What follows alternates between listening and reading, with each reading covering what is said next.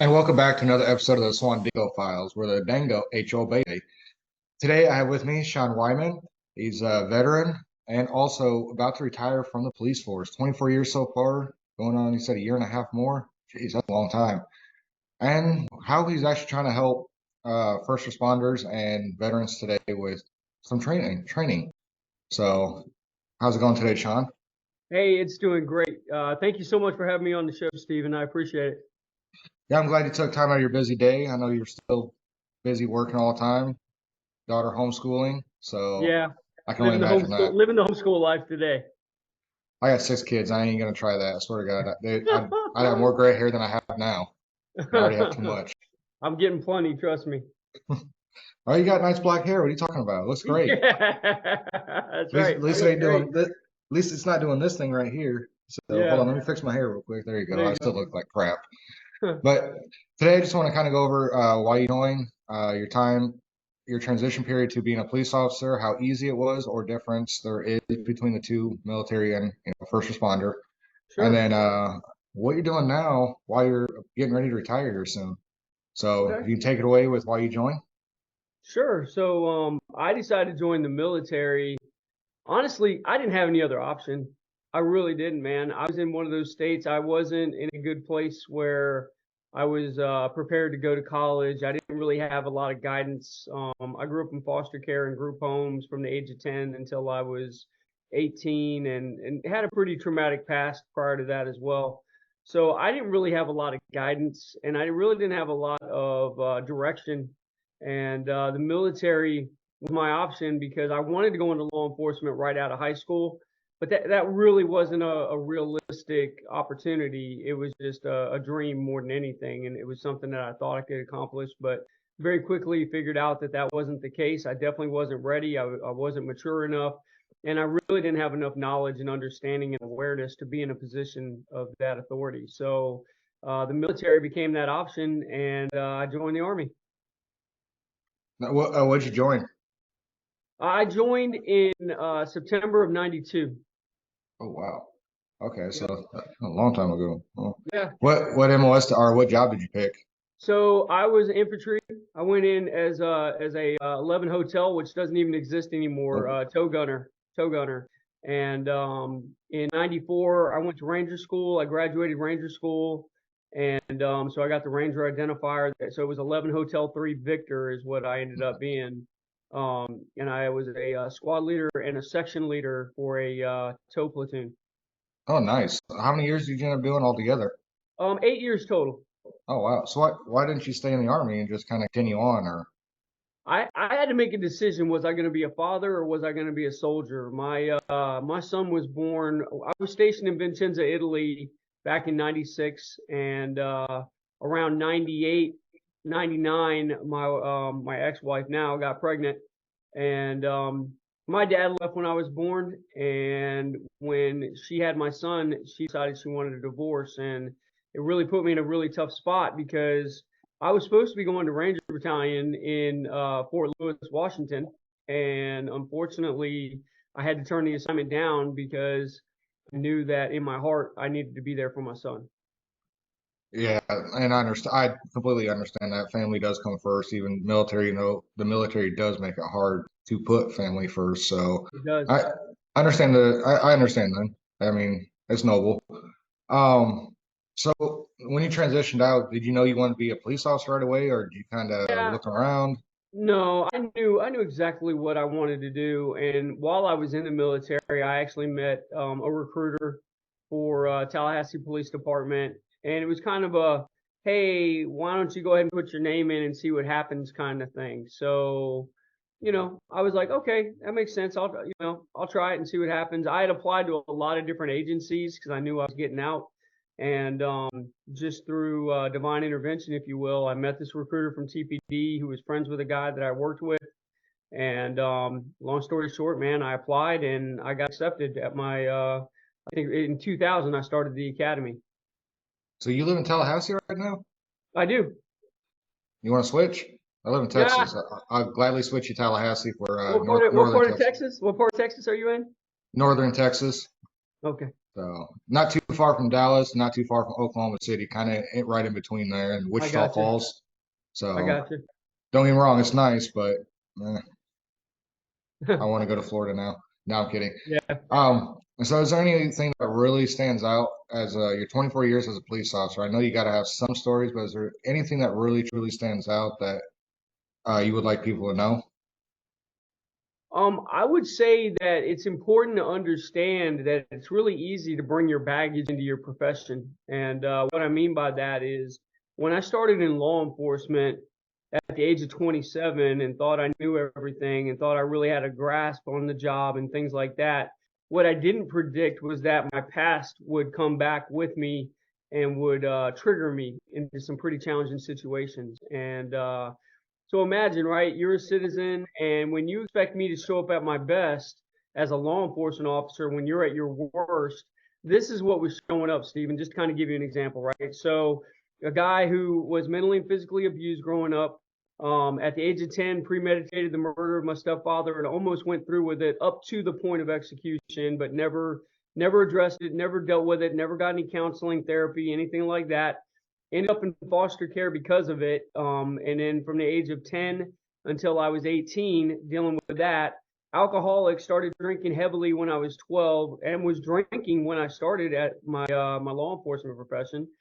Was recently divorced, single father, $150,000 in debt. I mean, the list went on and on and on of all the baggage that I was carrying with me. And so while I was, trying to get my profession going, I was getting triggered right and left by my past, by with the people I was interacting with. And what I also discovered was I was triggering them as well.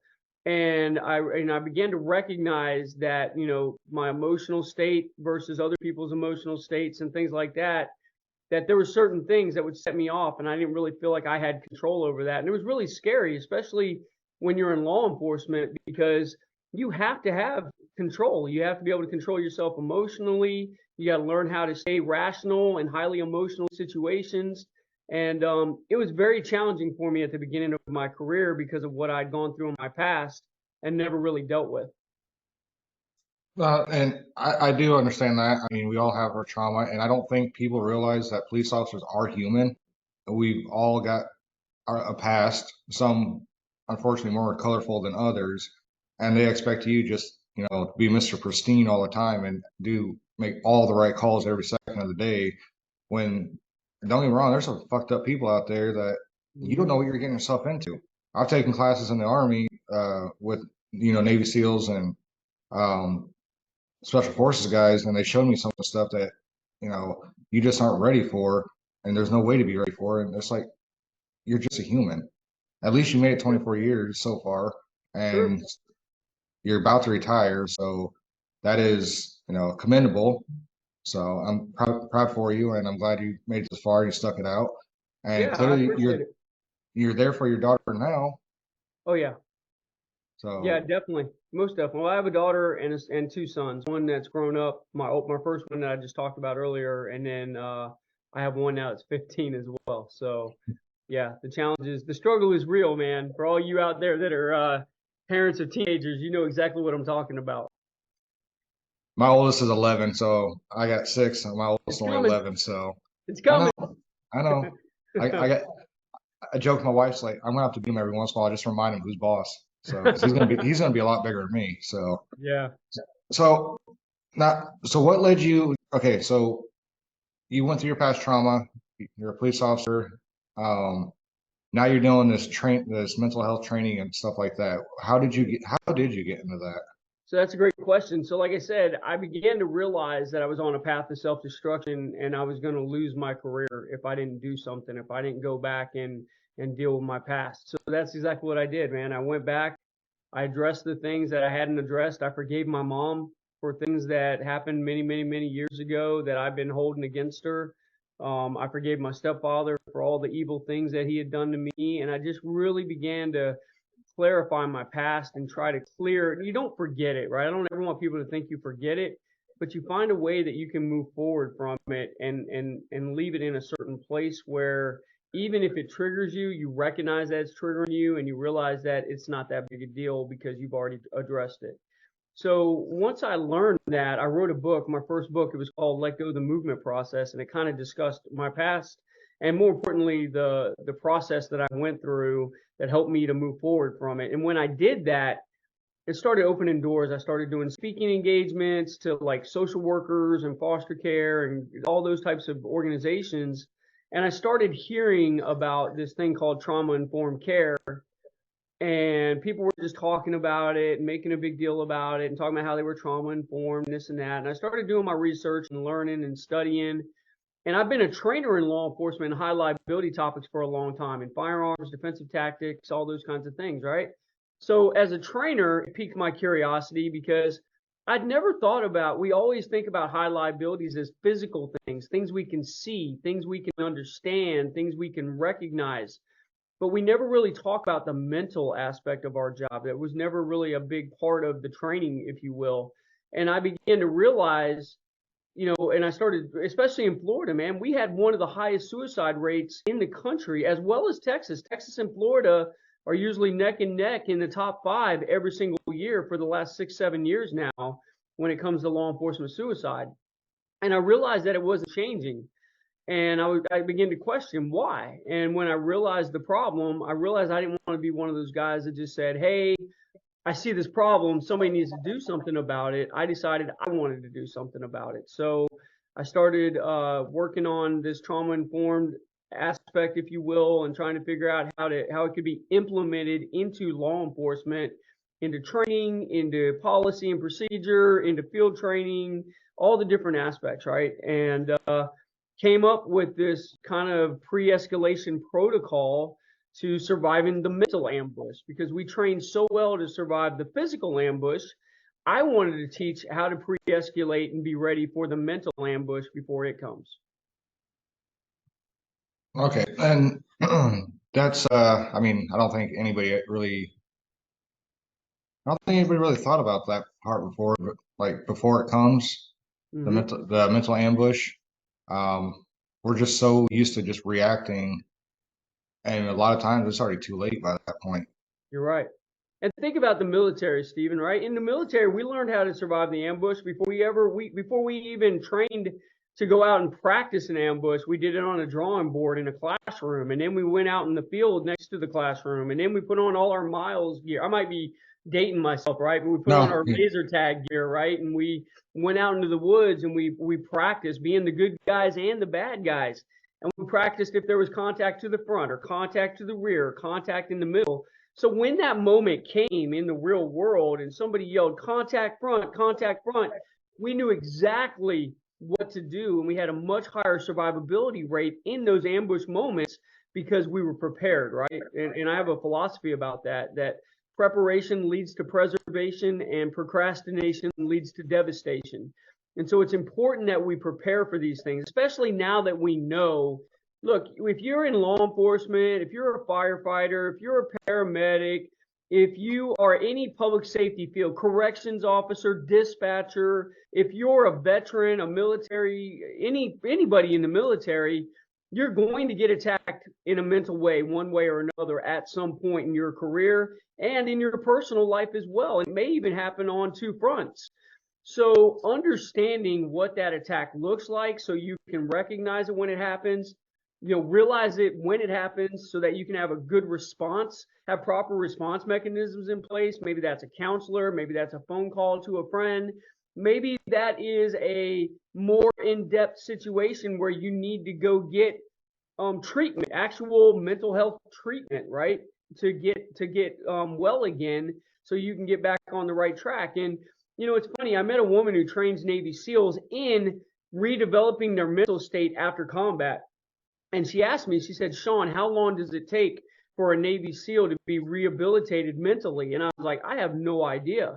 And she said, well, if they're deployed for a year and a half and they're in that type of situation and they're mentally having to process all that information for a year and a half, then a high probability is it's going to take at least a year to a year and a half. So match the amount of time that you're getting saturated with these mental injuries, and that's probably the amount of time it's going to take to work your way through them and heal from them so that you can move forward. So if you're in these professions, that's something to think about. You've probably seen a lot done a lot, and chances are you've compartmentalized a lot. You put it in the back of your mind. You're not thinking about it because you're like, you know what? I don't have time to deal with that because I've got other calls to go to. I've got other things to focus on.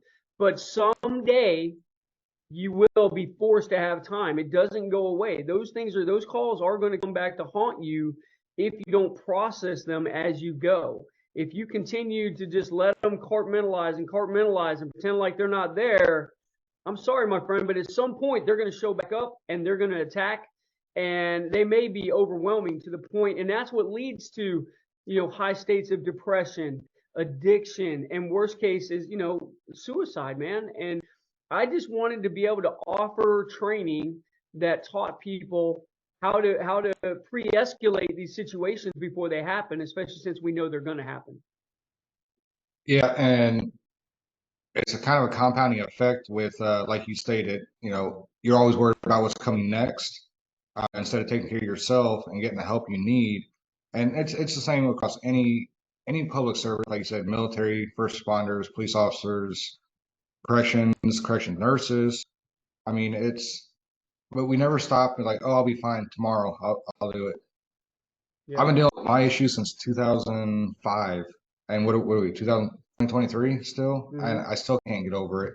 And I Yeah. do have some dark moments, and this is part of the reason why I started doing this is it does help with my mental health, talking to people like you. That's And good. the other thing is too, it's like I don't think people realize first responders. We know you guys see stuff. The police officers, firefighters, paramedics. We know you all see stuff. It's just not out there for anybody to see, like us veterans. We get No. all the help in the world, and we still have, well, they upped the number, but it was 22, but last I knew they upped it to however many suicides a day.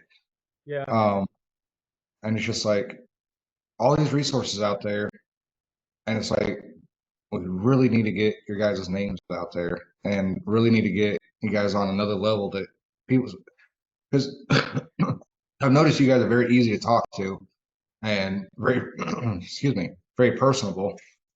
And it's like if we can just get you out there to a wider network and get you guys to help and get people to start reaching out, maybe the number would come down.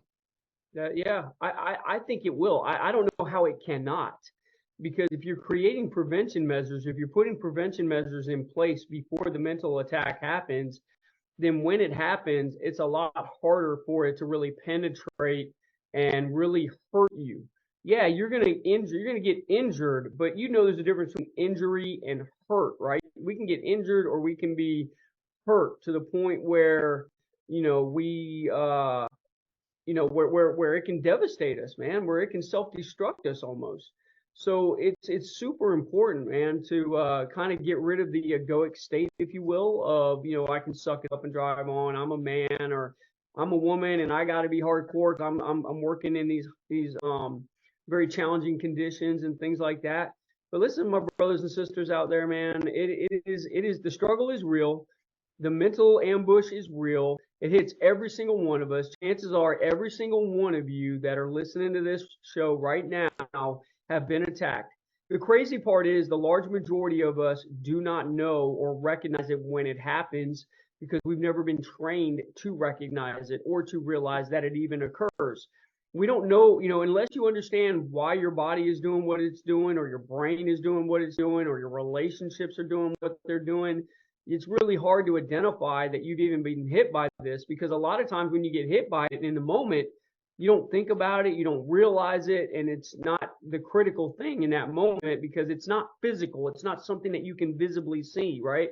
Stephen, if we get hit, right, if you get cut or shot, you see the injury, right? You see the blood, you Mhm. see the hole, you see it, right? So immediately you're thinking treatment, treatment, treatment. With a mental injury, it doesn't quite work that way, right? Because you don't see it. You might not necessarily feel it right away. So it's not as critical to you, even though it's extremely critical, because the more it builds up and the more it compartmentalizes or compounds, like you said, and stacks up, the harder it is to get rid of, which leads to post-traumatic stress disorder, right? Which leads to complex post-traumatic stress disorder. And these are preventable things. And what I'm trying to teach is preventable measures that even if you do get mentally injured, it doesn't get to a state where you are in a post-traumatic state. or at least reduces it. It doesn't take it away. You're never going to get rid of it, right? You're never going to stop all suicides, obviously. But I think you're right. I think we could reduce it dramatically if we started putting the right things in place. I think you mentioned something briefly about relationships too. The only reason I'm here today is because I have a wife behind me, but she went through a lot of shit, and had I not got, and I should have gotten help sooner. And I think if we get the help sooner while they're still married, there's maybe a chance they can keep the marriage, and maybe a chance that will reduce the risk of suicide. At least I'm hoping. So So, we just created a workbook, man. It's like a self-analysis workbook, and this is really cool because this is something that you or your spouse or you guys together, there's hundreds of different exercises in there, from personality exercises to different types of emotional state, and all kinds of different stuff that really helps you to get an understanding of where you're at right now, and where you're at in your relationships right now, and things like that, so that you can really get a real grasp and have a reality check even, right? And a lot of people don't want to go talk to somebody and things like that. And I'm like, hey, no problem. If you don't want to go talk to somebody, be willing to do something to do it. Even if you're willing to analyze yourself and answer some of the questions and do some of the exercises in this book. I mean, there are so many things that help to kind of connect dots. And then that helps you to go, oh man, maybe this is a little bigger than I can handle. You know what? Maybe I do need to go talk to somebody. And it kind of sets them on a path to, hey, I am okay and I am in control, or maybe I'm not in as much control as I thought I was, right? And it helps our spouses as well because it gives them a better understanding of where we're at and what to look for, and how to be better supporters to us in these times of crisis when we're dealing with the challenging things that we don't always want to bring home and talk about. and you mentioned it's a workbook. What's the name of the workbook, and where can you It's find it, called or is it? Going Beyond the Call, Survive the Mental Ambush Workbook. It's that simple. It's the addition to our book, and the book is called Going Beyond the Call, Mental Health Fitness for Public Safety Professionals. And then this is just a book that goes with it. It's a workbook, and the two Okay. just came together. All right. Awesome. Yeah, It's definitely. on I think Amazon. It's on Amazon. If you type in Sean Sean and then Wyman Wyman on Amazon, you can find it. awesome. Did you write another book too, or is it just those I two? did, man. I did. My first book, it was called Let Go the Movement Process. And that one's more of a my personal story. And then more importantly, kind of how I got through that, man. How I figured out years later down the road how to let it go, how to address it, let it go, and be able to move forward from it so I could live the way I was really meant to live. Nice. Yeah. I need to get your books then. I definitely need that damn workbook, honestly. 'Cause I need to see where I'm at right now. And there's some But great things in here, man. Like, I mean, like just flipping through it, there's like relationship management. There's stuff about different beliefs and cognitive dissonance. There's communicating, like communication exercises that you can do. every There's man things, needs that.